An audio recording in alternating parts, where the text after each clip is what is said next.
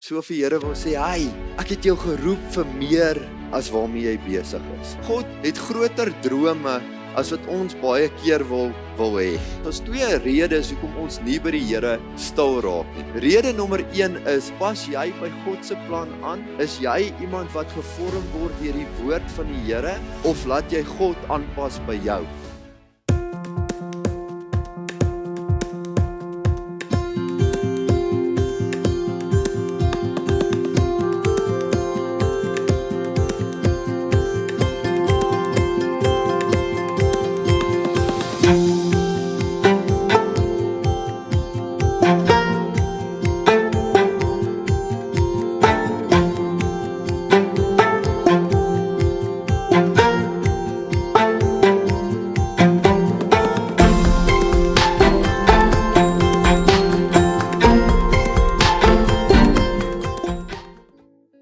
Sien ons raak vandag. Daar waar jy sit nie, maak steek uit jou hand in die lug, sê Here, dankie. U tel my op vanmôre. U kom maak my sterk. Al as jy op 'n goeie plek het, dit maak nie saak nie. Petrus het gesink in die water en die Here het hom uitgetel. Here, dankie, U gryp ons hande vandag. Ons is so lief vir U. U sien ons raak en U sê, kom na my toe almal wat moeg en oorlaai is en ek sal vir julle rus gee. Dankie, dankie. U sê, ek staan by die deur en ek klop. As iemand my stem hoor en die deur oopmaak, sal ek ingaan na hom toe en saam met hom maaltyd hou. En hy of sy saam met my. Julle kan julle hande laat sak, baie dankie. Here, ons is so dors na U vanmôre. Ons gaan nou vir Pastor Frank oorgee om die woord te bedien, maar vanmôre toe ek opstaan en my gees en my hart voorberei vir die diens, toe kry ek hierdie beeld van 'n man wat in 'n droë rivierbedding grou vir water. En hy grou en hy kry sulke ou druppeltjies, sulke sanderige ou druppeltjie water. En hy bly dors, want dit is nie genoeg nie. Maar ek sien net oor die koppie, is daar 'n rivier wat rustig en sterk en kragtig vloei. En dis asof die Here vanmôre vir jou sê, kom drink by my, my kind. Daai goed wat jy probeer om jou dors mee te les, sal nooit jou dors les nie. Daarom sê Jesaja 55 vers 1, o almal wat dors het, kom na die waters. Kom drink vanmôre. Die Bybel beloof, nader tot God, en hy sal tot jou nader. Hy sal tot jou nader. Hy sien jou raak vanmôre, net daar waar jy is. Ek bid so vanmôre dat waar ons ervaar dat die duiwel so baie en die lewe, so baie van die vreugde van God uit ons lewe kom steel, dat die Here jou vanmôre met vars vreugdeolie sal salf in hierdie diens. Dat die Heilige Gees olie so oor jou sal drup vanmôre en uitgegiet sal word oor jou. Want die blydskap in die Here, sê Nehemia 8 vers 10, is jou beskutting. En laat die vreugde olie, halleluja, van die Here net oor jou uitgegiet word vanmôre. Laat toe, sê hier is ek se kandidaat. Ek ontvang hierdie salwing, hierdie vreugde salwing in U Here. U tel my blydskap vlakke op vanmôre. Blydskap is 'n geskenk van die Heilige Gees. Blydskap is nie iets wat jy in jouself opwek nie. Blydskap is 'n geskenk van die Heilige Gees. En Here, vanmôre bid ons so vir mense in ons gemeente wat swaar kry. Ons dink aan Awie van die kerk wat daar intensief lê, baie siek, Here. Baie siek. Ons roep U naam aan vir haar vanmôre. En ons spreek lewe en gesondheid oor haar in Jesus Christus se alles oortreffende naam. Ons bid vir ander wat ons van bewus is, Here, om Gees by die genadige hand van God oor sy lewe. As jy vir iemand wil instaan of jouself wat siek is in hierdie oomblik, staan net in jou bank op asseblief. Ons glo nog steeds die Here kan siek liggame ander raak en ons vertrou hom. Ons weet die grootste genesing is 'n geestelike genesing. Leer ek vanmôre by Thomas nie lees. Ons kan nog steeds die Here vertrou vir ons liggaam. Amen. Here, oral staan mense in hierdie kerk en vertrou dat U die geneesheer is. En Here, ons spreek nou 'n woord van genesing in Jesus naam oor hulle. Ons bid dat elke siekte toestand in die naam verbreek sal word in Jesus naam, Vader. En ons roep lewe en gesondheid oor elkeen van hierdie liggaam. Ons sal U die eer gee en ons sal U die getuienis bring. Dankie daarvoor. Julle kan julle sitplekke neem, ons hou vas. Mense in die kerk wat werk soek, wat sê ek het regtig deurbrake nodig op materiële gebied in my lewe. Dalk nuwe huisvesting, dit maak nie saak op watter gebied nie, dalk 'n motortjie, ietsie wat jy ook sê vanmôre het ek God nodig in my lewe vir 'n deurbraak, vir voorsiening in my lewe. Kan jy jou hand net so opsteek in die bank? Steek net jou hand so op. Hou jou hand so hoog op. Halleluja. Here, U sê U sal oorvloedig voorsien in ons behoeftes. Doen dit in elke lewe. Ons roep U aan vir elke lewe in hierdie kerk. U doen dit, U maak deure oop, U voorsien. En ons eer U daarvoor. Dankie vir die goeie hart teenoor ons, Here, en ons sal U die eer gee oor U voorsiening. Kan ons almal sê amen? Here, nou gaan ons na U woord luister. Ons bid dat ons harte sagte grond sal wees, omgeploegde grond sal wees. Nie hard nie, nie onbetrokke nie, maar betrokke by elke woord wat vanmôre aan ons gedeel word. Dat hierdie saad wat in ons gesaai word, lewe sal bring en 'n groot oes sal voortbring.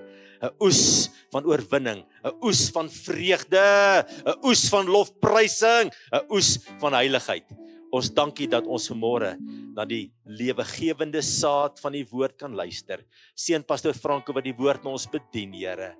Ons eer U en ons loof U. Kan ons almal sê amen? Kom ons gee die Here lof van hierdie kerk vanmôre. Groot is die Here, Pastor Franco. Jy kan na vore kom. Goeiemôre gemeente. Dit is so 'n groot voorreg om vanoggend met julle die woord van die Here te deel. Nou julle sal sien ek het 'n jas hierso.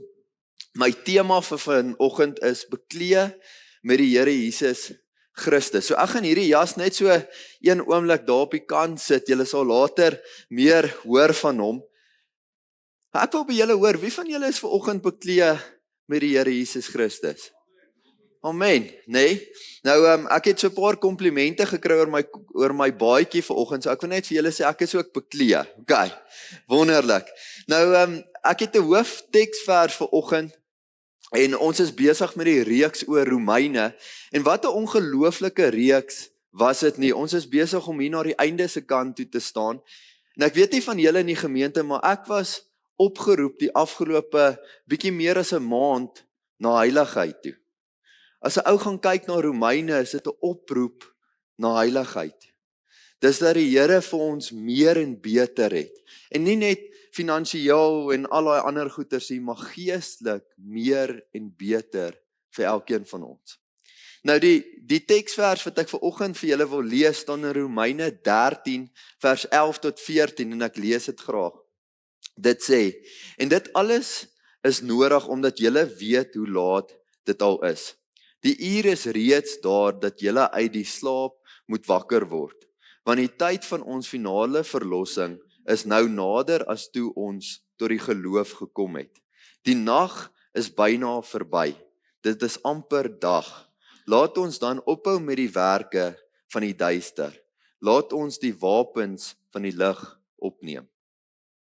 Ons moet welvoeglik lewe soos dit in die daglig hoort.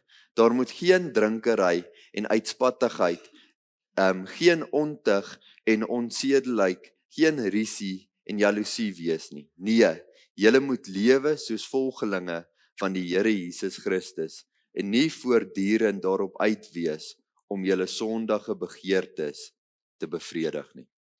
Is nogal 'n teks, nee. Ek weet nie van julle nie, maar toe ek die eerste keer hierdie gedeelte gelees het in die woord, is ek nogal so 'n bietjie aangegryp. So vir Here wil sê, "Hey, ek het jou geroep vir meer as waarmee jy besig is.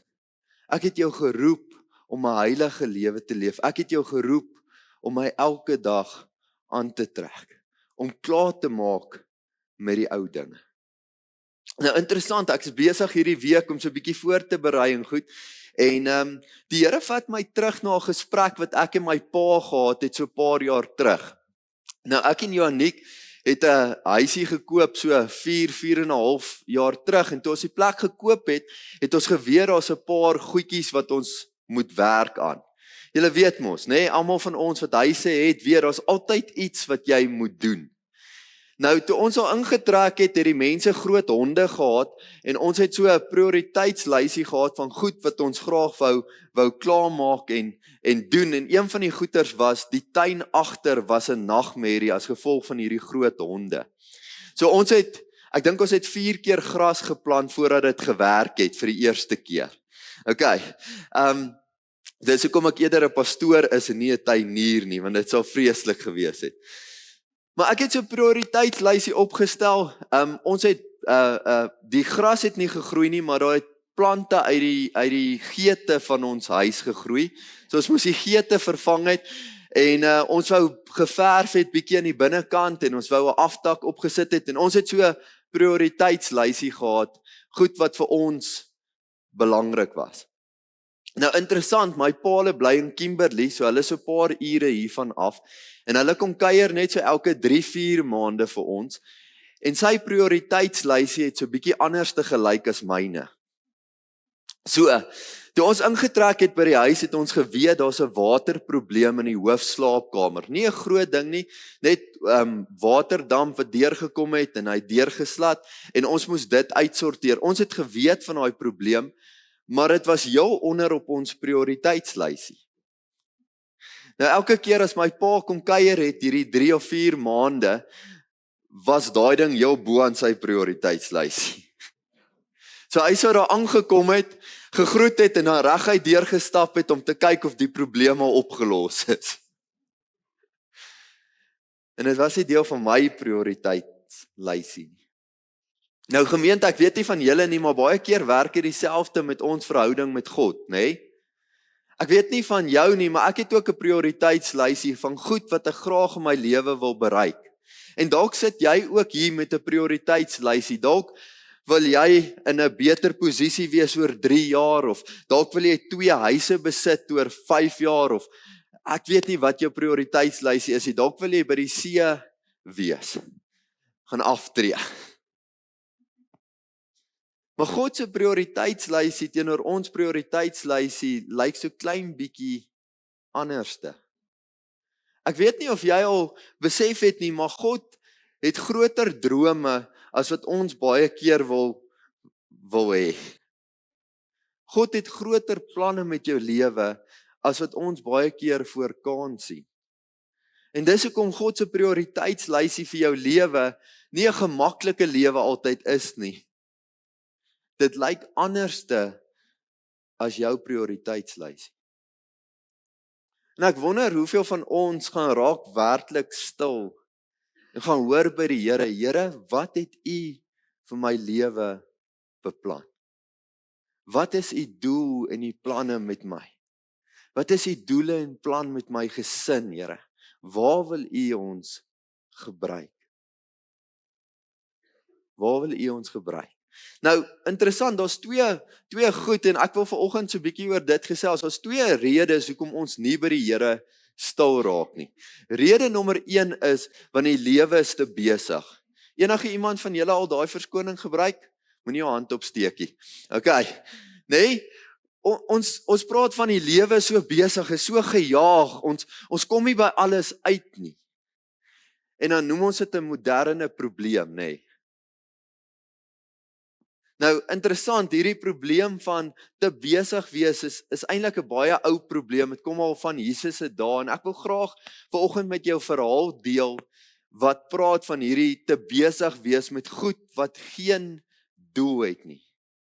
Baie keer ons prioriteite wat vir ons belangrik is, maar wat geen goeie eindresultaat het nie. Ek wil dit graag vir jou lees. Die verhaal skop af in Lukas 10 vers 38 tot 42 en julle kan oophou by Lukas as jy jou Bybel het, want ons gaan vanoggend baie uit Lukas uitgesels. Nou Lukas 10 vers 38 sê die volgende: Op hulle reis het Jesus in 'n dorp gekom waar 'n vrou Martha hom as gas ontvang het. Sy het 'n suster gehad, Maria, wat aan die voete van die Here gaan sit en na sy woorde geluister het.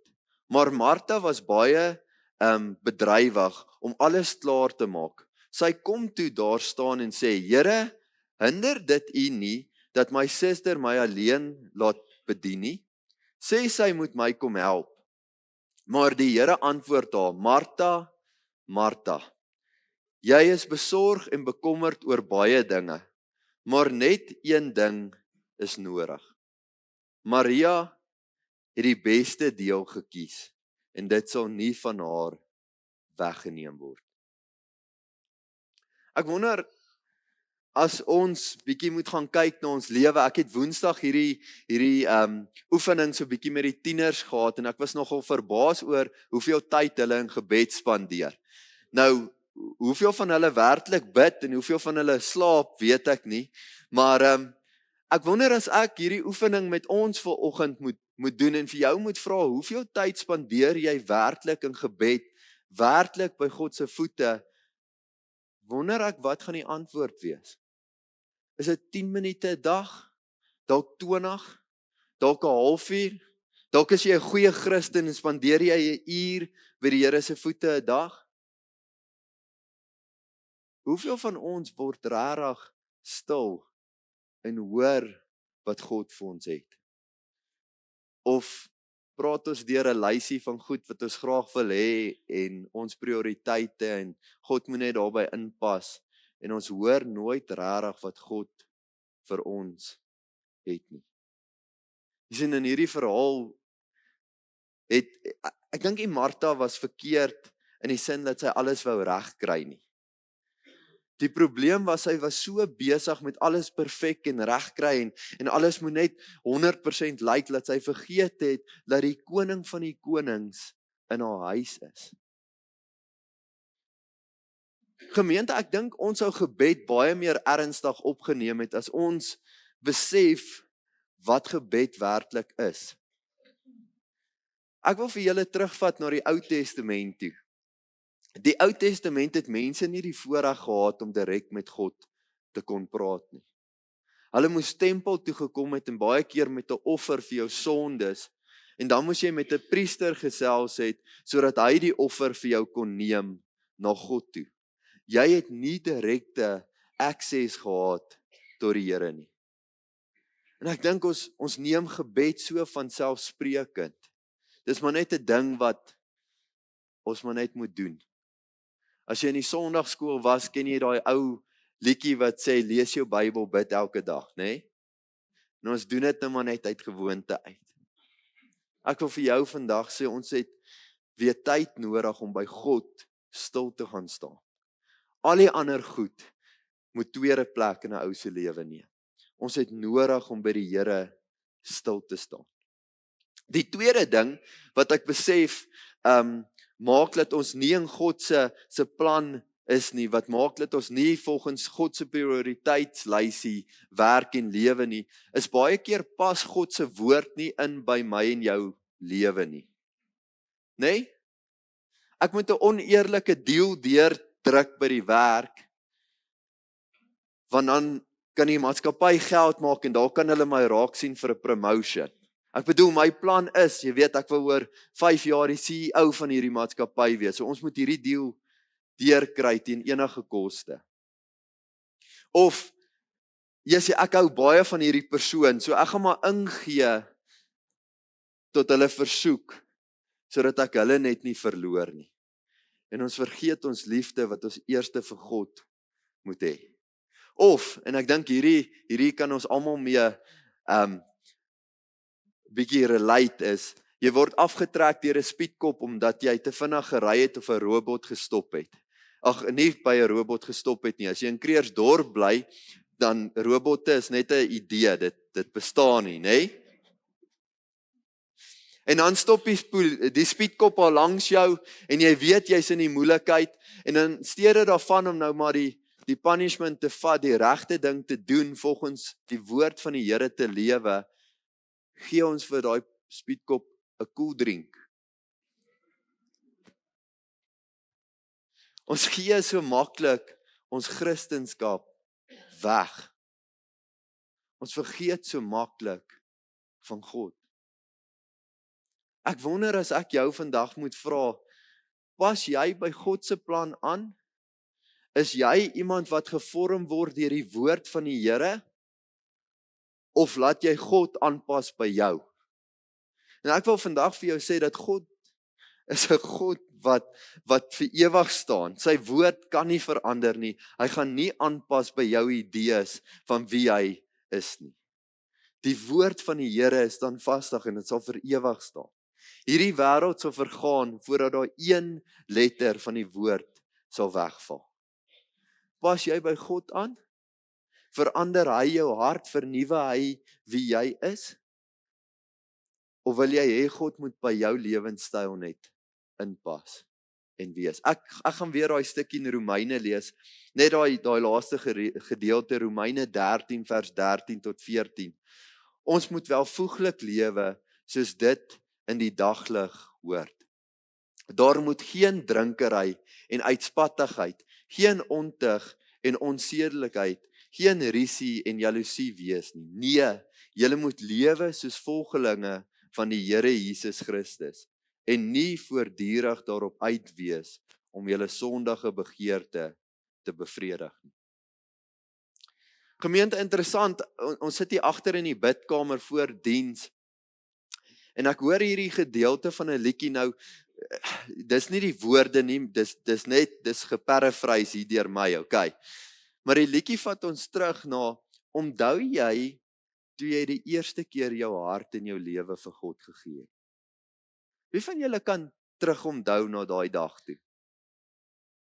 Ek weet nie van julle nie, maar ek onthou daai dag soos gister, waar ek God vir die eerste keer ervaar het, waar hy 'n realiteit vir die eerste keer in my lewe geword het, waar ek hom ingenooi het om die koning van my lewe te wees. Jy sien, daai dag het ons die ou lewe, hierdie ou jas neergelê. Ons het klaar gemaak met wie ek was en 'n nuwe baadjie aangetrek. Ons het 'n nuwe lewe gekry. God het al ons sonde kom skoon was. En die woord van die Here sê hy dink nie eers meer aan ons vorige lewe nie. Maar ons as mense is nogal 'n snaakse ding, nê? Jy sien, ons het sekere prioriteite wat ons najaag en soek. En baie keer het ons nogal die geneigtheid om terug te kom hier na hierdie ou lewe toe. Here, maar ek wil net weer voel hoe voel dit. Here, ek gaan hom net gou so vinnig aansit. Here, hierdie ou het voor my ingery. Bly u net gou in die kar. Ek gaan net gou hierdie ou. Nee? Ons het 'n geneigtheid om hierdie ou lewe weer op te tel en te vergeet dat ons 'n nuwe lewe het, 'n nuwe baadjie, dat ons Christus moet aantrek elke dag. Ons het 'n geneigtheid om te vergeet dat om Jesus Christus te volg is 'n keuse wat jy moet maak in elke omstandighede waarin jy instap, elke dag. Hierdie is 'n keuse wat jy moet maak, of ek vandag Jesus gaan volg of nie. Nou gemeente, ek wil weer terug verwys na Woensdag toe, want Woensdag was vir my 'n swaar deur my hart. Woensdag is ek besig met die tieners, die jong mense te bedien, en ek het die voorreg om die evangelie boodskap bietjie met hulle te deel. Want ons kom uit Paasfees uit, né? So die vakansie is nou alles verby en hulle is terug op skool en ek vertel die Paasfees verhaal vir hulle, die evangelie, né? Dis die grondvlak van ons geloof. En ek vra die kinders toe na die tyd, wie van julle het al ooit hierdie boodskap gehoor? Nou gemeente, ons het Woensdag so 60 plus minus kinders gehad. Van die 60 kinders wat daar was daar 5 ouens wat hulle hande opgesteek het, wat al voorheen die evangelie boodskap gehoor het. En ek wonder nogal baie keer of dit nie is hoekom ons jong mense nie die evangelie boodskap sien in my en jou lewe nie. Jy sien, as ons Jesus Christus elke dag aantrek en ons kies om hom te volg, ons kies om sy wil te doen, moet ons anders te lyk as die res van die wêreld. is ons veronderstel om anders te praat, mense anders te hanteer, anders te bestuur. Maar ek dink so baie van ons hardloop terug na hierdie lewe toe, en ons het Christus aan, maar ek wil nie klaarmaak met hierdie ou ding nie, ek gaan hom net so oor my Christenskap gooi, en as gevolg daarvan, dimder die lig wat hier binne in ons is, en ons lewens lyk presies dieselfde, soos die res van die wêreld, en ons jong mense vra nie, wat is anders as in jou nie, want jy lyk dan nie anderste nie. Ek wonder hoeveel van ons het al ooit die evangelie boodskap met iemand gedeel. Hoeveel van ons kom by die werk en jy lyk so anders dat iemand vir jou vra, hey, ons gaan deur so moeilike tyd by die werk, maar jy het altyd 'n glimlag op jou gesig, jy's altyd positief, jy bid vir ouens, wat is anderste aan jou? Hoekom lyk jy soveel anders? Ek wonder, as ons werklik moet kies elke dag om God aan te trek, sou ons nie die wêreld in hierdie tyd kon verander het. Dit is interessant vir my altyd, dat pastore se kinders die ouens is wat die minste te doen wil hê met die kerk. Ek gaan dit weer sê. Dit is vir my altyd interessant, dat die pastore se kinders die minste te doen wil hê met die kerk. En ek wonder baie keer, hoekom is dit so? Hierdie manne wat ouens moet wees wat die Here liefhet en die Here dien en alles gee vir die koninkryk se bou, se kinders is gewoonlik die ouens wat niks met God te doen wil hê. En ek wonder baie keer of hulle nie dalk sien dat mense daai baadjie eintlik aan het en net die Christen baadjie oorgooi. Ek wonder of hulle nie die prentjie agter die skerms kan kry van mense wat voorgee, hulle is hierdie verskriklike bidders, en as hulle hier kom, is dit hande op, en is halleluja, maar as hulle met die pastoor praat, of met hulle mense werk, trek hulle die Christen baadjie uit, en het hulle daai ou lewe nog steeds af. Ek wonder of dit nie is wat pastore se kinders van die kerk af weghou nie. Gemeente, ons is geroep om 'n wêreld te verander. Daar was op 'n stadium 12 mans en een van hulle het die Here verloon. So was 11 mans wat die evangelie na die eindhoeke van die aarde toe gevat het. 11 mans wat die geskiedenis van die wêreld verander het vir ewig. Wat nie net gesê het ons is kinders van God nie, maar wat elke dag gekies het om die Here Jesus na te streef. Om hom as fokus te hê. Om te begin met hulle dag deur te sê, Here, ek weet ek het my eie drome, my eie prioriteite, my eie lysie van goed, maar Here, wat wil U hê moet ek doen? Daai manne was regte kinders van God. Hulle was manne wat die Here gedien het tot die dood. Ek wonder hoeveel van ons, as ons so maklik ons Christendom kan prysgee, dien werklik die Here. Spandeer regtig tyd saam met die Here. Vra die Here, Here, wat is U plan en U doel met my? Here, U het my geskep, U het vir my 'n nuwe kleed gegee, hierdie tweede kans. Here, hoe kan ek dit vir U aanpak? Hoe kan ek hierdie lewe vir U gee? Maar ek het twee gedeeltes wat ek nog vir julle wil lees uit die woord van die Here uit. Die eerste een is in Lukas 13 vers 6. Nou ons praat baie uit Lukas uit vanoggend, ek weet nie hoekom nie. Dis 'n gelykenis wat Jesus self vertel het en ek wil dit graag vir julle lees. Daar staan, daarna het hy hierdie gelykenis vertel. 'n Man het 'n vyeboom gehad wat in sy wingerd geplant was. Toe hy vrugte daaraan kom soek, maar niks kry nie, sê hy vir die tuinier, kyk, dis nou 3 jaar dat ek aan hierdie vyeboom vrug kom soek, en ek kry niks nie. Kap hom uit. Waarom moet hy langer die grond uitput? Maar die tuinier antwoord, meneer, laat hom nog hierdie jaar staan. Ek sou die grond rondom hom omspit en bemest.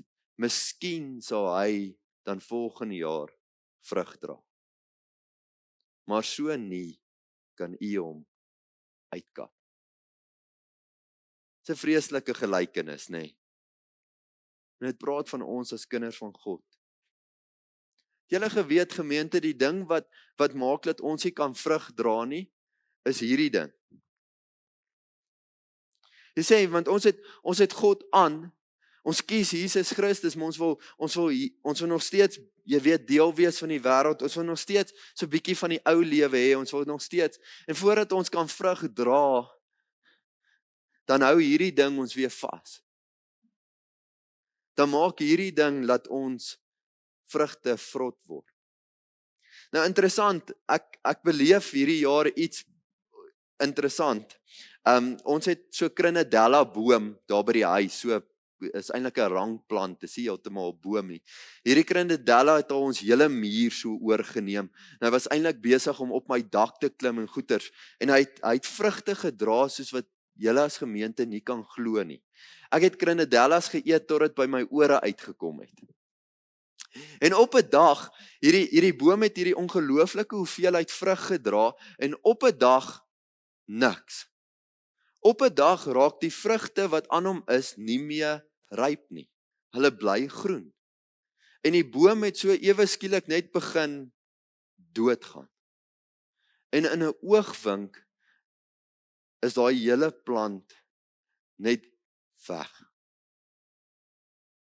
En die Here sê vir my, wel ek was besig om die dooie takke en goeters af te breek, en ek vra die Here, wat gaan hier aan? Ek verstaan nie. Al die ander goeters in die bedding doen 100% great. Ek bedoel, daar's nie goggaatjies of goeters wat ons kan sien, of die grond is goeie grond, my suurlemoenboom groei ook, hy dra ook vrug, maar hierdie Crenadella boom wat so mooi gedra het, hoekom het hy dood gegaan? En dit is asof die Here my terugvat om te sê, want hy het die ou lewe opgetel. Gemeente, mag ons mense wees waaraan Jesus vrug vind as hy kom soek. Mag ons mense wees wat vrug dra vir die koninkryk. Mag ons klaarmaak met die oue, want dit is verby. Mag ons onsself uitstrek na dit wat vorentoe lê. En dan gaan ek afsluit met hierdie ongelooflike gedeelte. Ek deel so 'n bietjie met pastoor Ed oor hierdie laaste vers, en hy sê vir my, hy wonder nogal, hoe gaan ek hierdie inbring by my preek? Maar dis alles gedeeltes uit Lukas uit, wat ek graag met julle as gemeente vanoggend wil deel, want ek dink baie keer, ons as kinders van God, kom op 'n plek waar ons voel, ons verdien dit wat ons het. Nee? Jy al ooit gedink by jouself, wees jy, ek werk hard, ek verdien wat ek het.